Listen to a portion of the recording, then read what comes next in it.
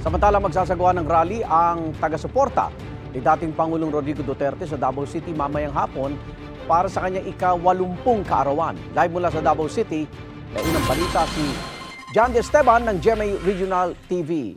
Jandy? Yes, Igan, nagmanyanita ang mga taga-suporta ni dating Pangulong Rodrigo Duterte sa labas ng kanyang bahay sa pagsalubong sa kanyang 80th birthday ngayong araw sa Matina, Davao City. Dahil nasa dahig sa The Netherlands, ang dating Pangulo matapos arestuhin ng ICC, naglagay na lang sila ng standee na Pangulo. May dala rin silang birthday cake. Hindi muna padaraanan ang CM Recto Avenue mula San Pedro Street patungong Magsaysay Avenue at sa Rojas Avenue mula Quezon Boulevard hanggang Sibanggoy Street, kung saan gaganapin ang rally na magsisimula 1:00 ng hapon mamaya hanggang sa matapos ang aktibidad. Magbabantay ang mga pulis sa lugar ayon sa Police Regional Office 11.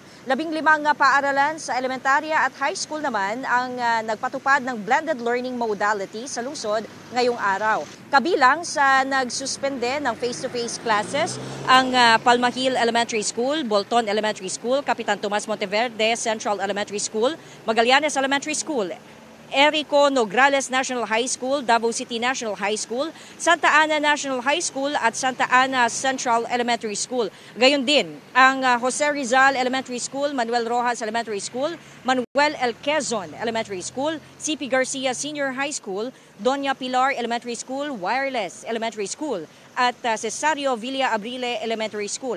Ayon sa DepEd Davao City, ito ay mga paaralan sa downtown area na maaaring maapektuhan ng inaasahang pagbigat ng trapiko. Nagdeklara naman ng suspensyon ng klase ang Ateneo de Davao University Jacinto Campus, Aisat Davao Philippine Women's College, Davao Chonghua High School at Holy Cross of Davao College. Sa ngayon, Igan, dito sa ang mga kalsada sa event area ay pinapadaraanan pa naman ng otoridad, pero mamaya 1 p.m. ay magpapatupad na sila ng road closure hanggang sa matapos yung activity. Dito sa aking likuran, nakahanda na yung entablado at nakalatag na yung mga sound systems. Ang highlight ng programa ay ang mga legacy ni dating Pangulo Rodrigo Duterte. Sa ngayon, wala pa yung mga supporters, pero aasahan mamayang hapon ay unti-unti na itong dadagsa yung mga dadalo para sa Peace Rally.